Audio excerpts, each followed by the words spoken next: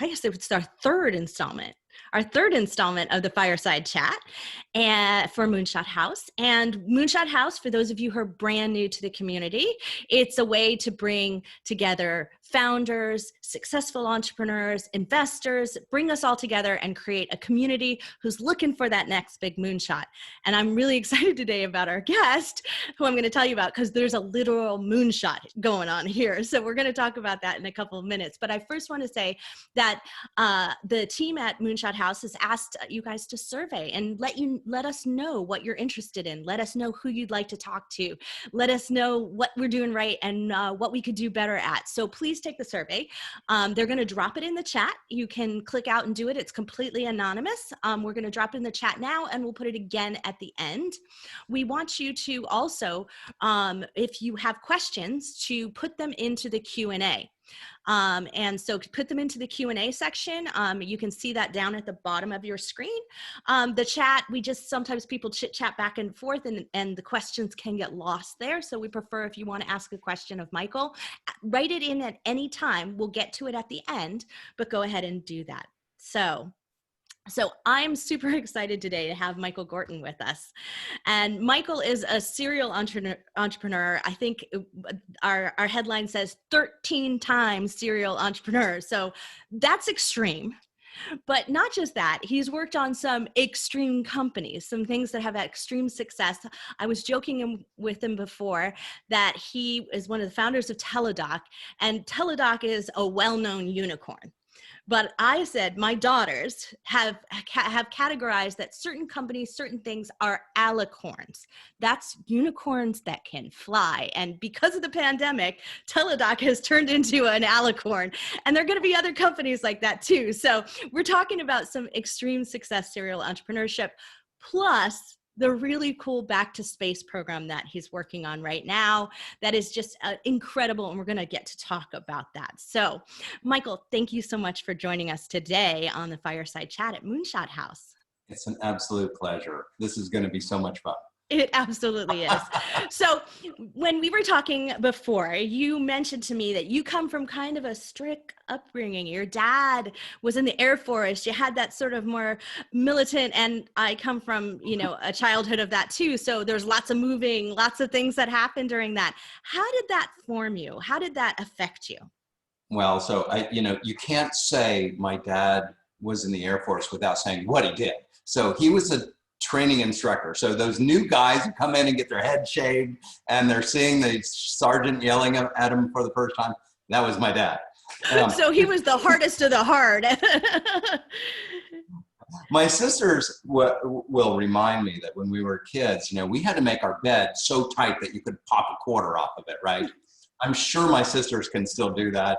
I, on the other hand, cannot. You rebelled. You're never doing it again. But what ends up happening when you're, I was in Air Force, so when you're an Air Force brat, is you grow up all over the world. And I was a young kid in the Philippines when Neil and Buzz stepped out on the moon. So here in the States, it was in the afternoon, but there it was the middle of the night. And so I was sitting in front of my TV. Everybody on the whole island was probably asleep except me, watching that TV from the other side of the world.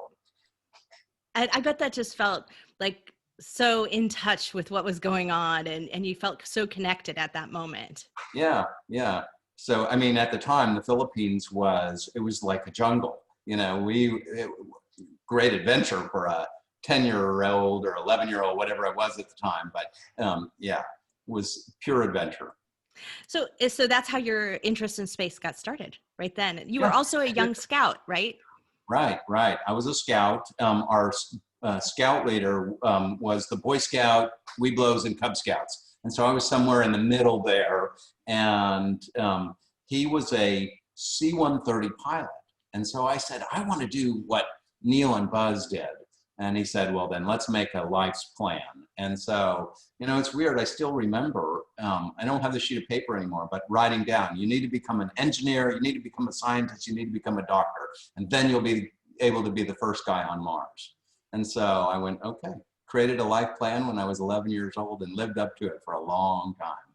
You know, that's so interesting. So that gave you focus on a path. And so often we hear from founders, from startups, from women and minorities as well, that's the hardest part, is when you don't know what that path should be. So you had someone who said, this is the path, and maybe it wasn't exactly the path, but it gave you something to work towards. Have you found that serves you well in becoming a serial entrepreneur and becoming successful? It really did. In fact, I stayed on that path until I got accepted in medical school. And I looked around me and I said, nobody is going to Mars when I'm young enough to be on the mission. And so I was getting ready to start medical school, and I grew up poor, and I was like, do I really want to go back to no food in the refrigerator again while I'm trying to get through medical school? Nah. So I went to law school at night instead. Because that seemed more logical. Well, so you've got quite a collection of backgrounds and interests. So how did you get started in your first startup, in your first company, where you really said, this is going to be something, I'm going to sell this, I'm going to grow it, what was that thing that interested you and you said, this is it for me? It was a combination of two things. So one, I was finishing law school at night and still working as an engineer during the day.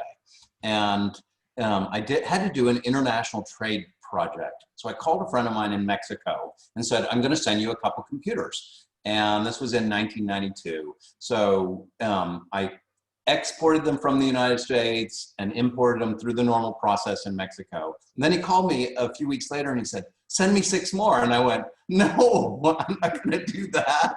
And he said, I sold them. I need more. You're like, so, send me money, please.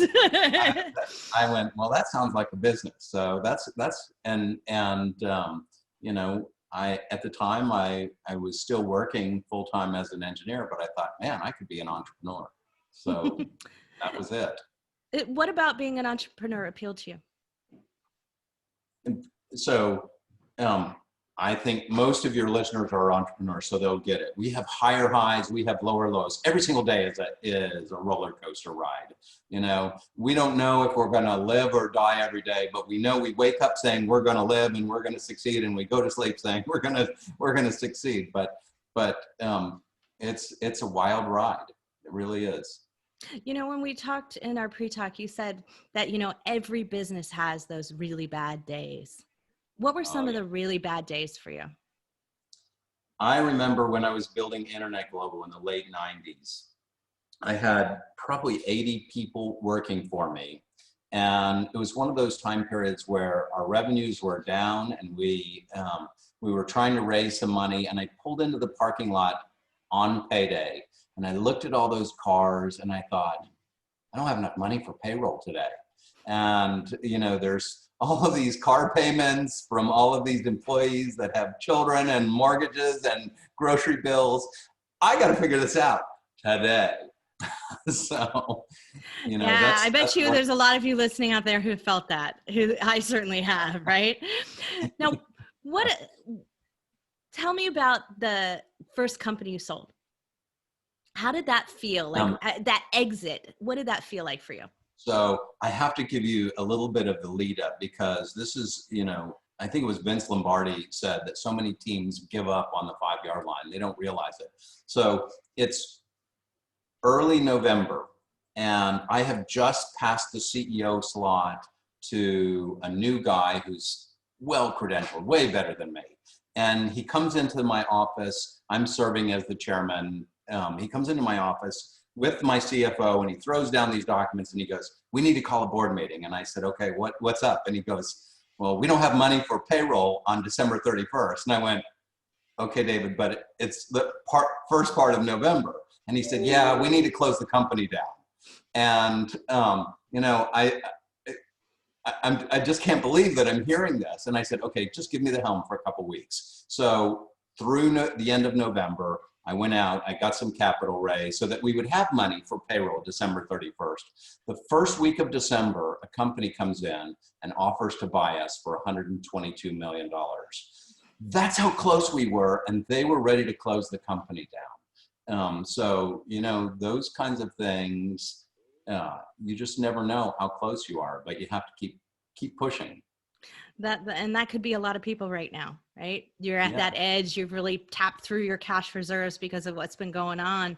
But the next great business development, the next great partner, or the next buyout could just happen tomorrow if you keep going.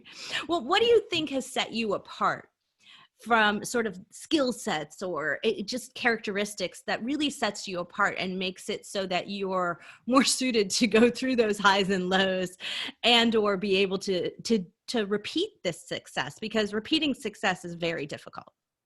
Yeah. Well, nothing was easy for me when I was growing up. And so I think I've become a huge believer in persistence. And so if we say that word persistence a number of times during this podcast, then it's because that's my core belief. I remember when I started engineering school, I graduated number 32 in my high school class. And everybody who's gone to engineering school has probably heard this speech. The dean is standing in front of the whole freshman class and he says, look left, look right. Only one of you is going to be here at graduation. And I look left, I see a valedictorian, I look right, I see a salutatorian, and I'm number 32, and I'm thinking, oh man, this is my death sentence. But what I found was left and right, both of them made a C or something, and they just couldn't believe it because they had never had a hard time in anything before. I grew up having hard times, and so it was like, I'm just going to work harder. You know, I'll do the sleepless nights. And what I realized at graduation, when I looked left and looked right, and neither of those two were there, was it wasn't the brains, it was the persistence. It was that determination that got me through it. Oh, I think that's a very good characteristic to have. That's for sure. So now tell me a little bit about Teladoc. You got pitched on the top of Kilimanjaro, and were you high from the climb that you like decided this was good to do? Like, tell us that story. No, it had to have been. So it was me and my co-founder, Dr. Brooks. He's the one that was high because he spent most of the climb. Okay, so I had just sold Internet Global for the one that I was talking about, that, you know, November, December story. And I had just sold it for $122 million, had money, and I called a bunch of friends and said, let's go climb Kilimanjaro. I'll pay for everything. Equipment, training, we went on ski trips, we went climb mountain. We had a good time for 6 months, and then we climbed the mountain. And the whole time we were climbing, Dr. Brooks, who I call Byron, was saying, we got to build this company. And so why am I saying he was high? Well, first of all, I thought the idea was really difficult, but he kept wanting to call it cyber medical services. And I know that's the look on that face, yeah. There would be no telemedicine industry if we'd called it cyber medical services. This is like, like Terminator comes to mind when you say that, right? Yeah, that's exactly right. Yep. So, you know, you sort of mentioned it in the beginning, there really are unicorns on Kilimanjaro. And what was the term you used for unicorns that fly? Alicorn. Alicorns. I like love that. Elevating. I mean, yeah. So, you know, in the beginning, when we first started Teladoc, I was convinced we were going to change the world. And, but I remember times like the first time we went to the board of medical examiners, and I tell this story a lot, and I don't want anybody to get the wrong idea, but they told us, if you build this company, you're going to prison. And it wasn't a threat. So it sounds like a threat. I know. I think they were just trying to be nice and say, go away, don't do this. Just go home, figure out something. Discourage you more, right? Do you think they were threatened by the idea of this, or do you think they just really thought there's no way? They were convinced that a doctor cannot treat a patient they've never touched. And the way we solved that problem was we showed them, since the invention of the telephone, that's been going on. And so in the physician world, they call it cross coverage. So Dr. Hazard, you don't want to work 24 hours a day, so you call your friend, Dr. Young, and say, hey, Aaron, can you cover for me on Tuesday and Wednesday, and I'll cover for you on Monday and Thursday, right? And so that's called cross coverage. And if I'm your patient and I get Dr. Young, I've never talked to him before. He doesn't know who I am, but the boards were okay with that. So we showed them how we fixed that and made it better. Ah, see, you have it to shift their perspective. Correct. Yeah. So it's going along. It seemed to take, like a lot longer, right? Than you imagined to build this. Mm-hmm. I'm sure when you were at the top of Kilimanjaro, you were thinking, yeah, we can do this in just a few years. It'll be fine. And it took how long? Oh my gosh. It seems like centuries. It really does. Let's see, we started in 2002.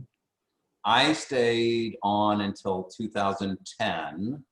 They did their IPO in 2015, and now they're what, a $15 billion NYSE company. So it took a long time. Yeah. And there were a lot of knockdown, kick in the teeth all along the way.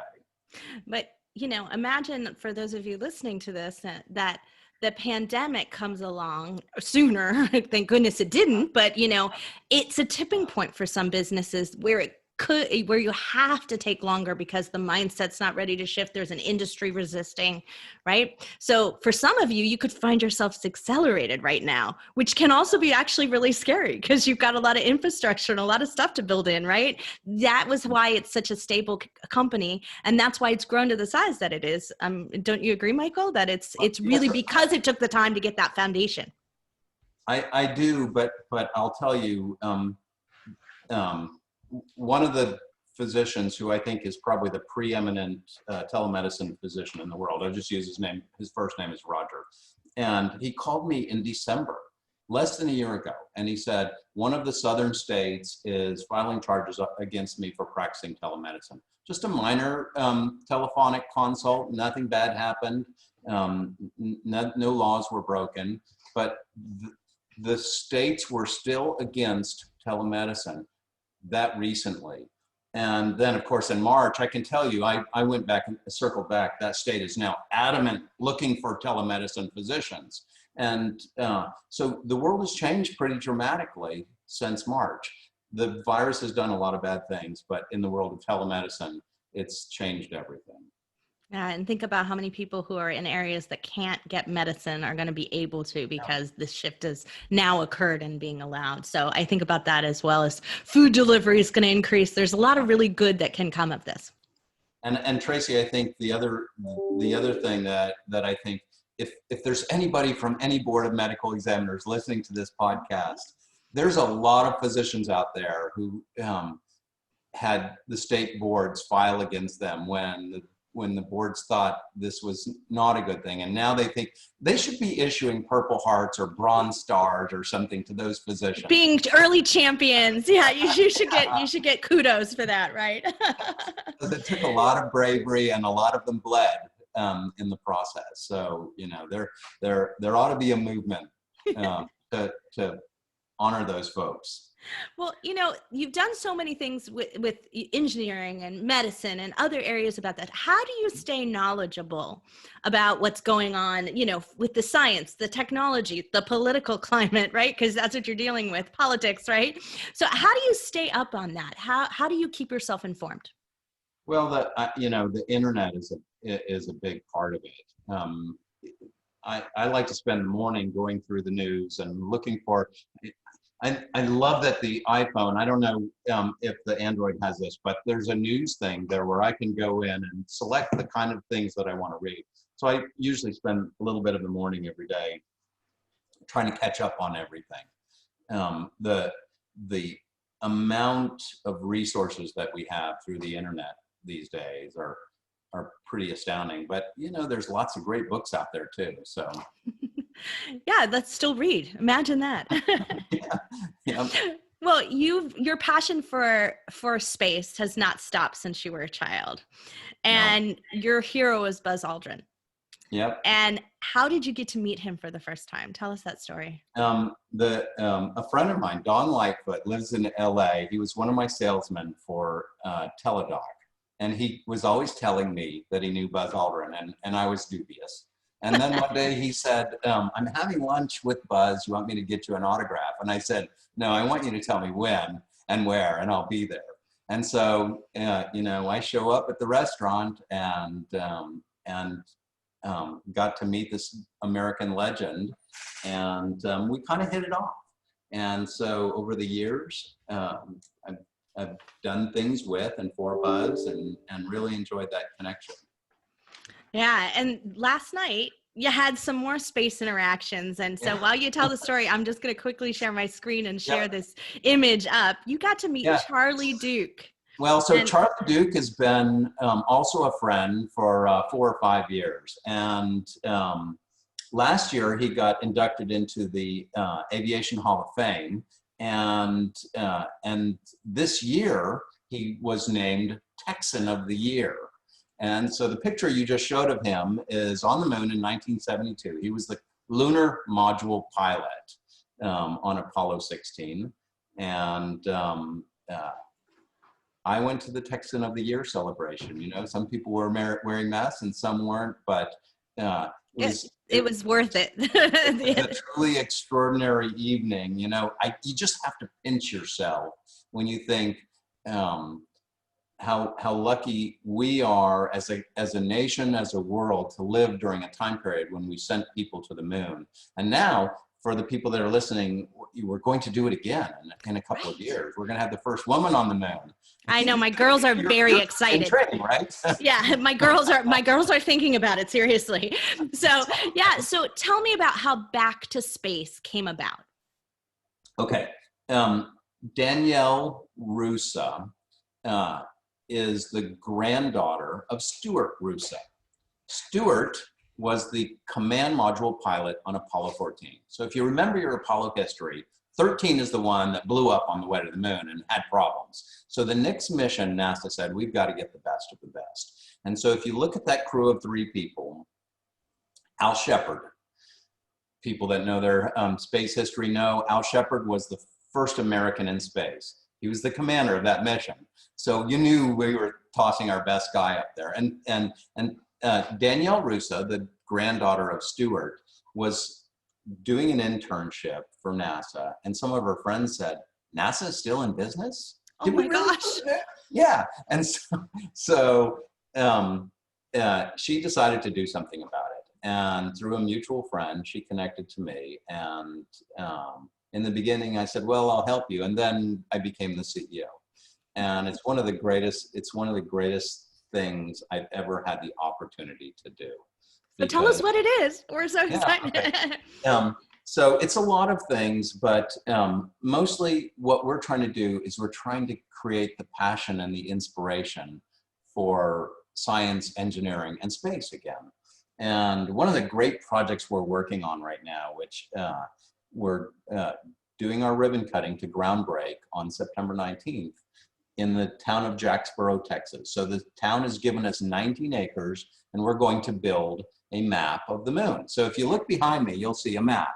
And that map is about 4 feet by 3 feet. So if you multiply 4 times 3, you get 12. So that's about 12 square feet. And so we're going to build a map in Jacksboro, Texas, that's 25,500 square feet. So it's Guinness Book of World Records by a long, long, long ways, right? So and it's a map of something most people have never seen. Yeah, well, they see it every day, but do they really? So it's a map of the moon, right? And so people will be, because it's going to start out as a giant concrete slab, and then we have to paint the moon on it. And so if you think about nobody's ever painted anything that big before. And so we decided, okay, we're going to invent a printer.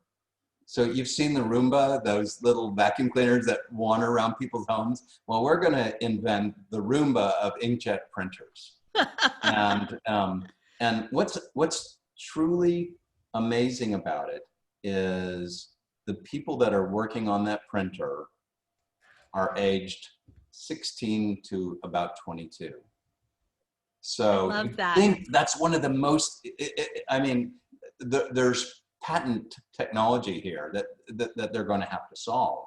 Because if you think about your inkjet printer, it prints somewhere between 75 dots per inch and 1,200 dots per inch. So if you translate that, that means it has to be accurate to 1/75th of an inch. How much is that? About, you know, so small that it's hard to see without a microscope. So they have to be able to design something that roams around a 25,000 square foot concrete slab, paints to 1/75th of an inch accuracy. And so it's truly extraordinary. And it's even more so that it's high school and college kids doing it. I love that. I love that we're getting a generation that's excited and involved. My girls love to watch, because of the Disney Plus app on the TV, they watch the NASA channel. Oh, and yeah. so, and they're like, I mean, some of this, the footage in there is pretty old, but then some of it is pretty cool because my daughter comes to me, she goes, mom, you have to see, there's a 3D printer on the space station. And I was like, yeah, I know. I did a podcast about that. Right. But she's like, you won't believe it. And so we have one in our house. I was like, well, yeah, it's not the same, but yes. But that's great that we're getting that excitement. And that's what you're really looking for Back to Space to do. It's not just be this really cool thing to come see, but it's to like make an event out of space again, about exploration, right? Right. Exactly. And you know, the thing that I think is really important here is, you know, we can talk specifically about Back to Space, but if you ask me as an entrepreneur, you know, what is it that drives success? You know, why was Teladoc successful? It wasn't successful because of me. It was successful because we surrounded ourselves by people that were way smarter than me, and we listened to them when they gave us advice. And right now, what we're doing with this lunar landscape in Jacksboro, Texas, is we're looking for those people that are smarter.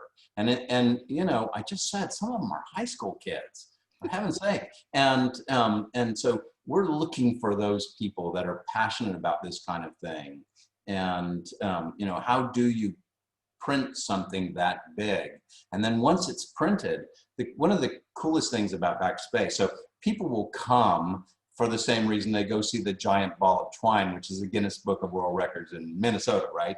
They'll come because it's a Guinness Book of World Records. Largest map in the world, largest map of the moon, largest printed job, largest painted object. But we have people who come to see things that relate to music. So if you enjoy space and engineering, these these phenomena, you do that. But my father-in-law goes to see the corner in Winslow, Arizona, because of the Eagles song, right? So we have people like that who have passion for that, and they will come. You're absolutely right about that, Michael. Right. But once they get there, we're not just going to have that giant concrete slab that's painted.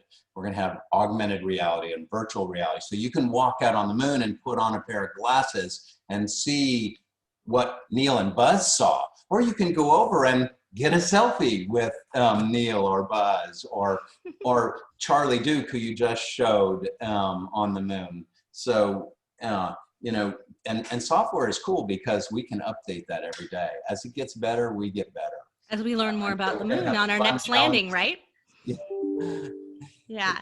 So there's a question coming up in the chat, and because it's related, I'm going to answer it now instead of waiting till the end. So the question is from Al, and he says, have you tried to connect with Elon Musk to discuss about Back to Space project with him and have him on board and SpaceX as a strategic partner?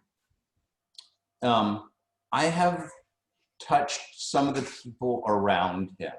And so Peter Diamandis, the founder of the Ep3, what an extraordinary story that is. And the lady who's running the Ep3 right now is a lady named Anusha Ansari, who's been in space. First woman to pay her way to space and first Iranian to go to space. She's an Iranian American. So we're talking to them, and Ray Kurzweil, of course, who's, you know, the singularity brilliance. We haven't talked to Musk yet. But it might be in your future, right? I think so. One of the things that we're doing, I think, that's truly extraordinary is we're putting together a TV show that's kind of like Amazing Race. And our winner will get to go to space. So imagine doing the kinds of challenges that you're doing in Amazing Race, but put a little bit of an engineering or science twist on it, but still make it so everybody in America who wants to try can do it, and then give them a ticket, you know, to do something that almost nobody has done in the history of mankind, and that is go up in space. So, to Elon Musk and Richard Branson and Jeff Bezos, all three of whom are building space launch vehicles that will take those of us who are not astronauts into space.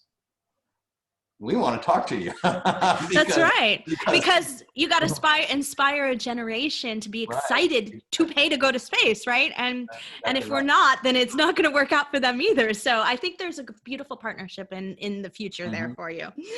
So before we start wrapping up and getting to more questions, and everyone please type in some questions, and we'll ask Michael them.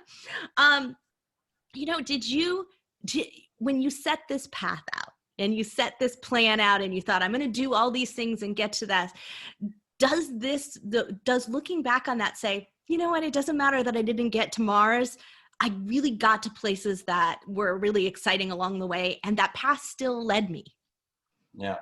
Well, I'm not giving up on Mars yet. The new company that I'm going to be announcing in October is going to change a phrase that's getting popular right now. So when people talk about age, they say 60 is the new 40. You probably heard it, right? Yeah, we keep saying that every time we get to the next decade, right? Yeah, well, guess what? The company that I'm about to start building is kind of like Teladoc, but exponentially bigger. And so in the next year and a half to 2 years, we're going to have people saying 100 is the new 40. And so we believe that we're going to get people to the point where they are as healthy at 100 years old as they were at 40. And well, my husband's going to be very excited because his big dream when he was young was to be able to hit the tricentennial, which would mean he'd be like 103. So yeah, well, then we're going to help make that happen. Yeah. So that sounds so exciting. So how many, so 13 so far, this is 14 you're going to be announcing here. Yeah. Is there anything that you could advice that you could give to this group to say, these are the things to watch out for. These are the things to get excited about, any kind of advice for things that you've seen as tying threads through all 13 so far? Yep. I have 3 P's that I work with. Number 1 is plan. I think you have to have a great plan. Make sure it's a great plan. Number 2, everything is people. Find the smartest people you can, surround yourself by them, listen to them. Never bring your ego to a meeting. Egos destroy companies. Listen to the smart people around you and take their advice. And the last one is persistence. So plan, people, and persistence. Follow those 3 Ps and you will succeed. Well, I love that. Well, does anyone have any questions? I'm not seeing any in the chat, so I'm going to just keep going with a few other questions that I've got here. So, what do you think is maybe one of the biggest mistakes you've ever made? And how did you, not let that kind of destroy your confidence? I'm actually a believer that we learn more from our mistakes than we do. I mean, I know there have been a lot of times when I've made mistakes and I've just thought, what the blank have I done? But the mistake would have been to not be able to look back at that and say, what can I learn from doing that? So, I don't think you rest on your laurels, but I don't think that you rake yourself over the coals for the mistakes you made. Yeah, that's so true. So, what about the greatest accomplishment? What filled you up and said, oh, that just felt so good? Well, grandkids are pretty cool. You indirectly had stuff to do with them, but yeah, that's kind of the fun part, right? Yeah. Teladoc, because there were so many nights when I was worried about the sheriff coming in the next day and telling us we were going to go to prison, or, we had so much of that growing Teladoc. And now, again, looking back, having it be the leader in telemedicine and being a multi-billion-dollar company, that's a pretty extraordinary accomplishment. And it's not just me, it's 40 people that rightfully call themselves co-founders of Teladoc. Yeah. Did How did you deal with all that stress? How did you not destroy your health in the process? Speaking of health. Yeah, it's hard. One of my days I was in the office and my admin came back and said, I was in an important meeting, and she said, you need to stop right now. And I said, I'm in a meeting, Ruthie. And she said, the DEA is here with badges. And so you want to talk about something that could destroy your day, but walking down the hall to meet with them, I'm thinking, okay, how do I get through this one? And the good news of that story is a few months later, after they had finished their investigation, the lead investigator asked me to meet privately in my office, and he said, we love Teladoc. How can we become members? And You're like, we don't really want to do our job because doesn't make sense. Yeah, love that. But they were looking to see if we were writing prescriptions for narcotics, which we weren't. We had a system to prevent that. And after they took the whole thing apart and they realized what we were doing, these guys were traveling all the time. And if they got sick on the road, who did they call? Yeah, so they had high stress jobs. Yeah, they had high stress jobs too. Yeah, so Honey is asking, what makes you keep calm with all the challenges? So calm, stress, how do you like decompress from all of that and keep yourself at that level that it doesn't overwhelm you? Yeah, I guess one of the things I did growing up, and I still do, is martial arts. And there's some really good philosophies inside the martial arts. And my childhood karate instructor was very good at teaching us how to take that super high stress and turn it into calm and relax. And so it's something that we learned how to do when I was a kid. No, that sounds really smart. Sachin asks, how do you figure out if a problem is worth addressing and solving? So I think probably someone in your company has to solve it, but how do you decide if that's something you should be tackling? Yeah. Well, if it's the beginnings of a new company, nowadays I like to ask myself, is this going to change the world? If it is a day-to-day question inside the company, I think, if it's a thorn in somebody's side, then you need to figure out how to deal with it. If it's something that's going to make the company better, then you figure out a way to implement it. So if it's bogging down the system, that's your role as the CEO and to get in there and make sure that somebody's fixing this. When somebody asks me what my primary role as CEO is, after I've surrounded myself with smarter people, number one, be their cheerleader. And number two, when they tell me they need something, go fetch it. I'll be their little puppy dog. They need a bone, I'll bring it back to them. Here you go, here's your bone. Now go do whatever you need to do, and I'll go get somebody else's. That sounds bone. A lot like the service leadership mindset. Yep. Yeah. So Alex is asking, what's one of the best ways for the community to reach out to you for further discussions and potential collaboration? Because you don't know who might know Elon Musk here. LinkedIn. I use LinkedIn. I didn't realize how powerful a tool it was until maybe 6 months ago. In December, I think I had 800, and now I'm approaching 5,000. So the world has changed, and I've learned how to use it. It's an extraordinary tool. Yeah, just for everyone to know out there. So I heard Michael on my good friend Aaron Young's webinar, and he said, reach out to me on LinkedIn. So I did. And 2 days later, we were having a conversation. So that's how, you can strike up a friendship. So absolutely one of the best ways. Michael's very responsive there. So Michael, do you have any last parting words before I get to some of the wrap up stuff that we got to cover? But do you have any last bits of advice or last thoughts for everybody? Absolutely. When Internet Global was that first $122 million company that I built. And when I finished building it, there was somebody extraordinary that I wanted to meet.